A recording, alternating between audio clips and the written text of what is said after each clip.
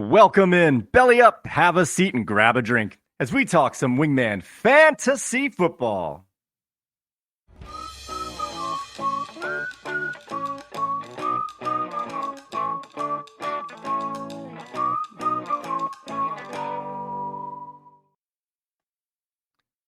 Welcome into another edition of Wingman Fantasy Football, the League Podcast. I am your host, Michael Furley, and as always, I'd like to thank all of you, or any of you who may be watching or listening to today's show. This is episode 77, week 14, ins and outs, and this is our very first live stream of the League Podcast. So I want to thank all you guys who are out there watching us live, and it looks like it's just my wife so far. With that being said, guys, before we get any further along, let's make sure that everybody is in the room. Wingmen assemble! All right, this is the final week of the regular season of the fantasy football season, and we have the playoff push is live and well, as we have 3 teams who have secured their playoff berths for the playoffs. We have 2 teams that have been eliminated, and we have 5 teams fighting for our last 2 spots. Before we get into how that's going to occur, let's see who's in or out, who's hurt or not in this week's Actives Inactives. Let's start with our teams that are on bye this week. We have the Arizona Cardinals and the Washington Commanders are both on bye this week, which means there's no Kyler Murray, no James Conner, no Sam Howell, or no Terry McLaurin. As for other players, this is in our IR section. We have Josh Palmer, whose 21-day window was opened, is not been activated quite yet, so he's going to miss another game. Also, we have Darren Waller, also on the IR, is not going to be activated for this week. However, we have Tyrod Taylor, New York Giants quarterback, is going to be activated this week, but he's going to remain the backup as the Penguin, Tommy DeVito, is going to get the start for the Giants on Monday night against the Green Bay Packers. Also, we have Dawson Knox, Buffalo tight end, has been activated for this week's game. Activated. All right, as for players that are going to be out today. Pardon me one moment there. All right, so Taysom Hill is inactive today, as is his teammate Rashid Shaheed for the New Orleans Saints. Isaiah Pacheco is out for the Kansas City Chiefs. Christian Watson is not going to play for the Green Bay Packers. Elijah Mitchell is listed as doubtful and most likely going to be out as they have 4 o'clock game. And Jonathan Taylor is also out this week. For players that are questionable, we have Geno Smith is questionable with a groin injury. He is going to test his groin out during the pregame warmups to see if he's able to play. And Aaron Jones is also questionable for Monday night, and that's going to affect the lineup for Katie's King George, but she has the backup plan in A.J. Dillon. As for players that are going to play today, Trevor Lawrence is active, although hobbled on a bum ankle, but he's going to play against the Browns today. Zach Charbonnet and Kenneth Walker for the Seattle Seahawks are both going to play today, which means they're going to split time, which makes that not very good for Team B's last chance to get a win this season. Zay Jones is going to play today, I think.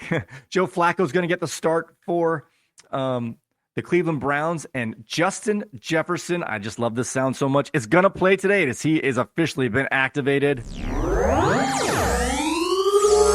Activated. All right. Noah Brown is going to be in the game today. Dallas Goedert is making his return. He was never placed on IR with his broken arm. He missed at least 3 games. It might have been 4 in the end, but he is going to play today. Jerick McKinnon is going to play today for the Kansas City Chiefs, and that's big news because Isaiah Pacheco has already been ruled out. Chris Olave is going to play today. Also, Travis Etienne is going to play. Let's see. Breece Hall is going to play today. Zach Wilson is back as the starter for the New York Jets. Amari Cooper is going to give it a go today for the Browns. Derek Carr is going to make it back into the lineup, and he is going to play. And we have our Dolphins on Monday night as Raheem Mostert, Devon Achane, and Tyreek Hill are all going to play on Monday night. All right. I know when I do these playoff scenarios, 1, they're hard to follow. 2, I'm wrong half the time.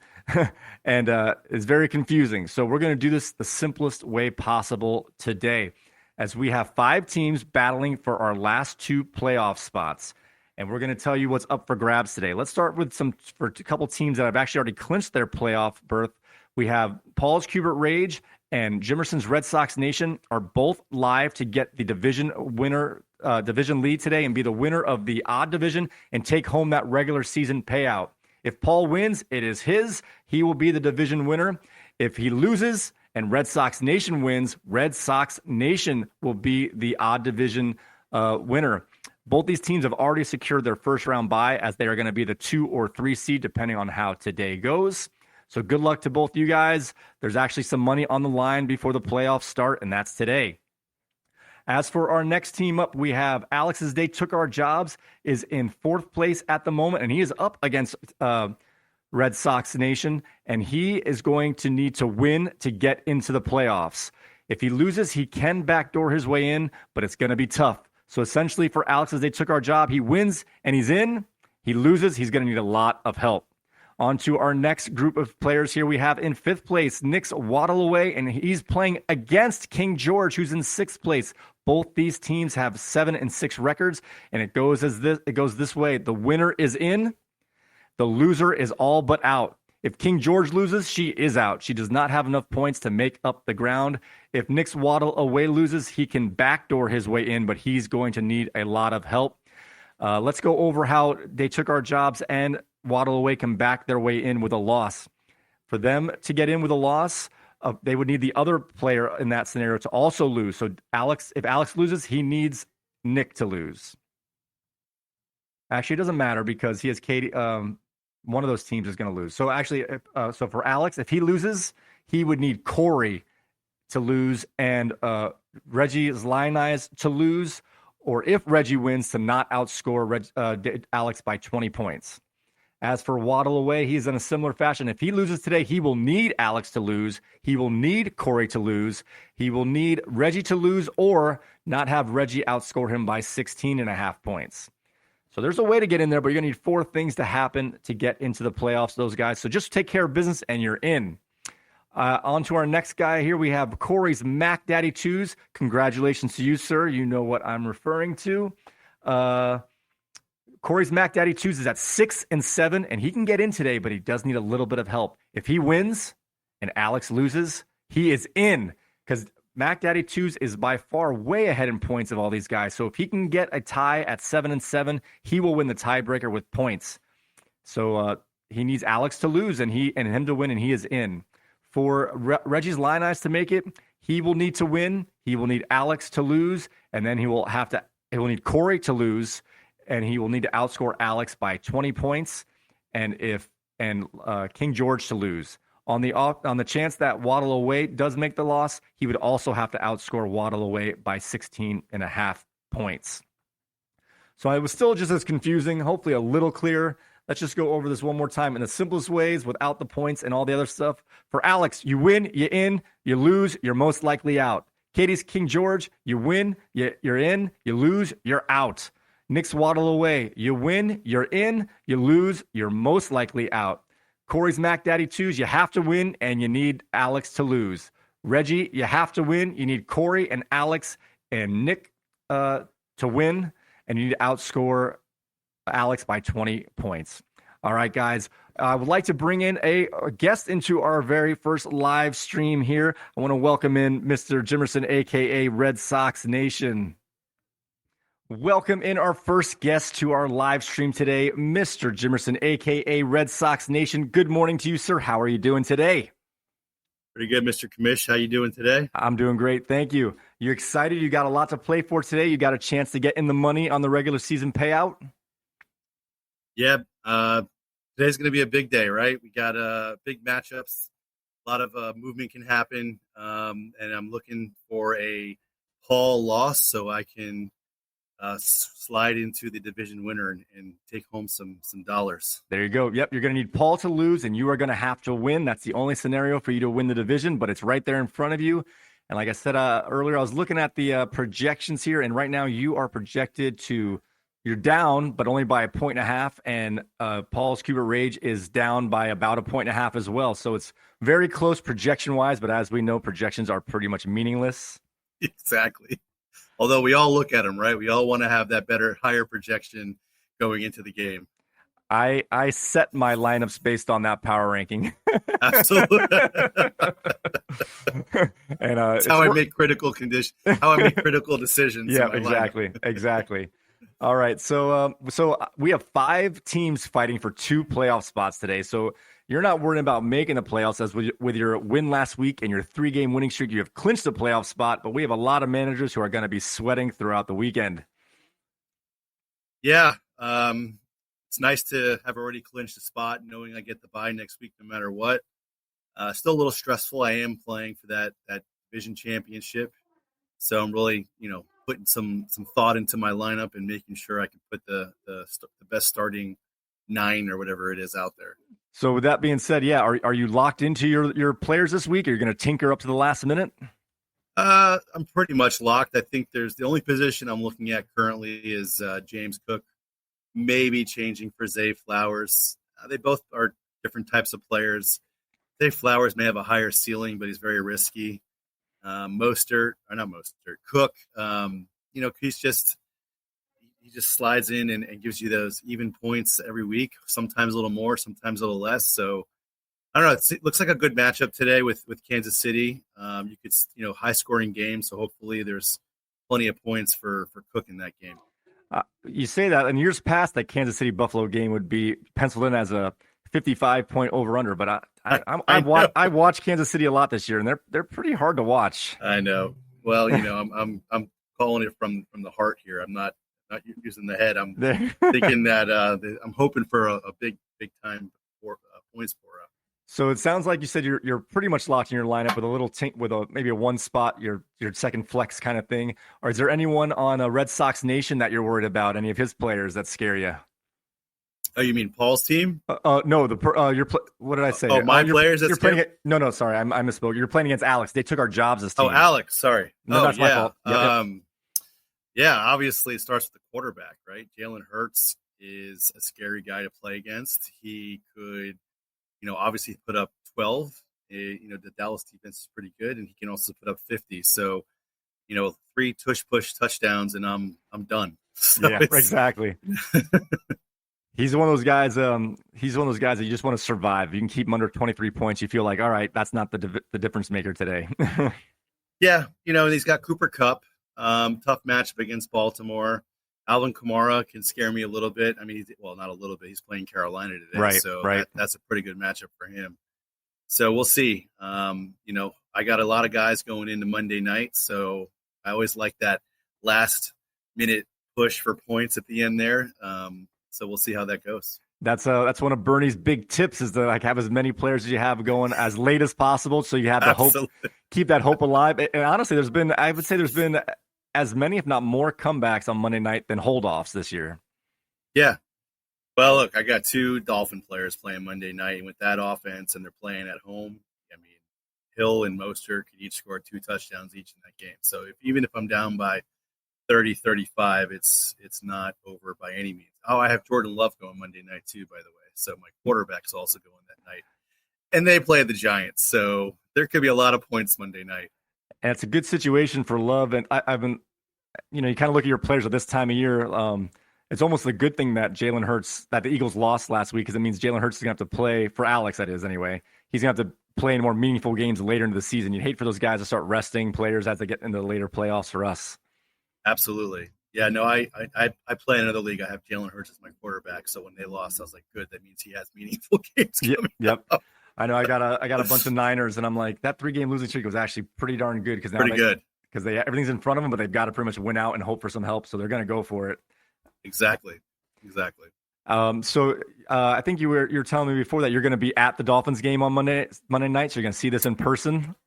I have tickets to the Dolphin game Monday night, actually field passes. So I'll be down by the field, but I'll get to witness my hopefully championship run in action.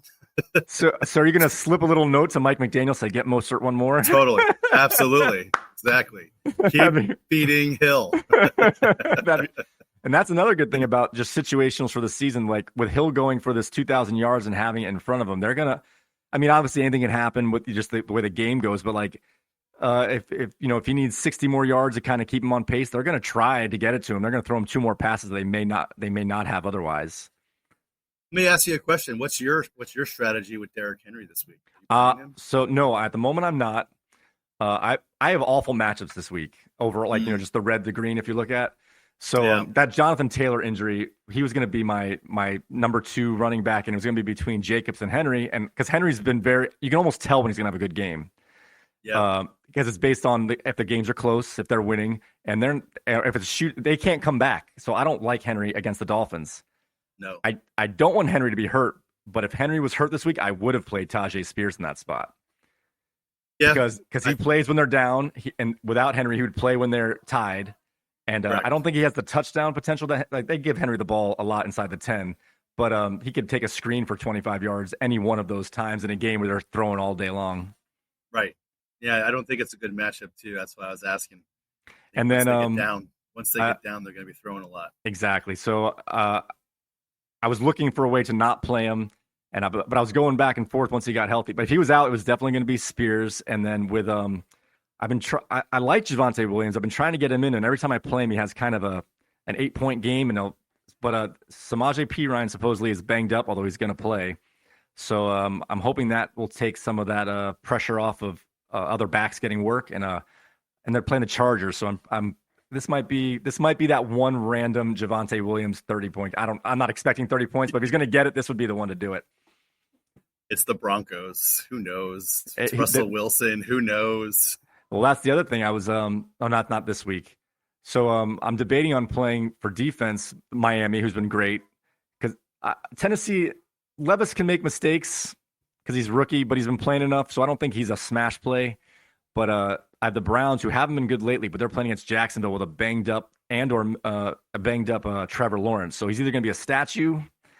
I don't know. I'm kind of back and forth with that one myself. I'm not, even though he's probably going to play, I'm not a big fan of playing Jaguars today. We'll see. But going back to defense, I don't know if you noticed, but I'm actually not playing the Dallas defense. I did notice that. Yes. Especially after our little, a little experiment there and having to put him back on your lineup. I was like, oh, he actually is playing him. I guess he did need him. I listened to your podcast. I took your advice. I tried it. Didn't work, but sorry. It was worth a shot. That's part of my strategy, is to sabotage all the other managers, tell you things that don't work. It's okay. It may end up working out for me because Team B picked up Jarrett McKinnon, and that was the guy I was going after. So hopefully he does well in his lineup against Paul's team. Get me that L over there. Would you have considered playing McKinnon, or was this kind of a block move? I don't know. I might have considered it. It would have been a decision between McKinnon and Cook. Right. I do like McKinnon last year towards the end of the season. Oh, yeah. Was a target monster, scored a bunch of touchdowns. We're getting into that area, especially with Pacheco hurt, where McKinnon could play that role again. So I was really surprised to see him there on Friday still. I thought he was going to be gone by then. Every time we have one of these guys get picked up, usually by Team B, I'm like, oh, I thought that guy was already on some, because usually they're on Team B's roster 6 weeks ago. I just assume they're still there. Exactly. And and Edwards-Helaire got picked up last night or whatever it was. Yep. They were both out there. I just didn't want to. There was really no one I wanted to drop. Right. But once I heard the little trick with the kicker and the IR, I was going to try it. But yeah. And it's like clockwork with Kansas City. It used to be Damian Williams for 2 or 3 years, and now it's been McKinnon. That once it comes to, I don't know if it starts this week or in 2 weeks, but about this time towards the playoffs, they just go to their guy who doesn't get any work all year, and they just Exactly. and they just ride him out. And those guys are superstars generally in the NFL playoffs. Exactly. But you might get some work in the fantasy playoffs as well for those type of players. Watch, McKinnon will drop 26 today. Well, that's what you want. I don't know if he's in his lineup, Exactly. Team B, but I don't know. Team B, if you're out there, take a look. He's probably going to drop 26 today. All right, man. Well, I appreciate you helping me out on our very first live stream of Wingman Fantasy Football, the League podcast. Good luck today. I know you got some money in your future, but at least you're going to have a bye next week no matter what, so you can relax and take a week off and just enjoy the sweating managers that are fighting for that playoff spot. Absolutely. Good luck to all out there. All right. Thank you very much. I appreciate it. Thanks, Mikey. All right. All right, guys. We were going to have another guest on today, but unfortunately, we had some technical difficulties as Katie's King George was trying to join us. It was my fault. I made some mistakes in our technical aspects here, but we did go over her team as she needs to win to get in, and if she loses, she's out. And she was started the season 6-1, and now it comes down to the last week where she has now lost 5 out of 6 games, but she wins today. She is good. All she has, and she gets her number 1 pick back right in the nick of time. Can Justin Jefferson be a full season bust or a season savior? We will find out today. So if you have your rooting interests, keep in mind that Justin Jefferson may be a hero or he may be a GOAT, and not the good kind of GOAT. All right, guys. So I've noticed some new news while we were going through that interview a little bit as I was glancing up. It says Geno Smith is trending in the wrong direction. And the reason I know this is that we have gone as I went to the game day page. So let's check out wingmanentertainment.net/game day and go ahead. This is where I go to get all my news, guys. I swear to God, I built this so I don't have to go to other places. So if you go to this site here, you can find it by the top tabs up here are different sections of Wingman Entertainment. So our podcasts are in this gray section right here, podcasts, and then our poker for those who play poker, but Wingman Entertainment Game Day right there. And when you go to this page, you can link right to your Yahoo page with this purple trophy over here. On the left side has news. On the right side has Twitter feeds from Adam Schefter and Ian Rappaport. But here's the big times addition we made about 3 to 4 weeks ago, maybe a little longer than that. The inactive list, and it populates right when they are placed in. So at about 11:35, 11:40, depending if the game starts at 1:05 or 1:15, they're right in here. So you can double check who's in and who's out right there. Also further down in this page, there's comments if you want to leave something, more Twitter feeds on the right side. And you can check all the weather. These are all weather tiles. So I'm looking here. I see a cold game in Kansas City, but no wind. It said it was going to be bad weather today. The only place I would look at would be New York. In New York, says it's relatively nice, at least for right now. So I don't see any weather problems. But go to Wingman Entertainment /game day to get your up to the minute information and check and double check those who's active and inactive today. All right, guys. So with that being said, guys, I want to thank you all so very much. This was a big time experiment doing a live stream. This way I can have a longer episode, a little more in depth. I don't have to worry about getting it posted by 12:30 because you're watching it live with me. So you can find us here on, don't forget, you can find us on Spotify, Apple Podcast, Google Podcasts. We are now on YouTube Music as they're going to start migrating Google Podcasts to YouTube Music. So I'm actually ahead of the game on one of these things. So now that's why there are redundancies in our YouTube page. If you see a pillar box thumbnail, that means it's audio only. I will try and make that more clear going forward. But if you want to find our video feeds, go ahead and go to our YouTube channel at youtube.com/@Wingman Entertainment. Wingman Fantasy Football. Of course, you guys are there right now if you're watching this live. You can also see all of our audio and video at wingmanentertainment.net/podcasts. Leave a comment on any of those platforms and you will get your comment put into our next mailbag segment. Thanks again to Michelle for checking in on our chat and keeping an eye on that for me. I appreciate it. Thanks for watching our first live stream, guys. I hope it went off okay. And with that being said, may your glasses be full, your mugs stay frosty, and we will see you next time.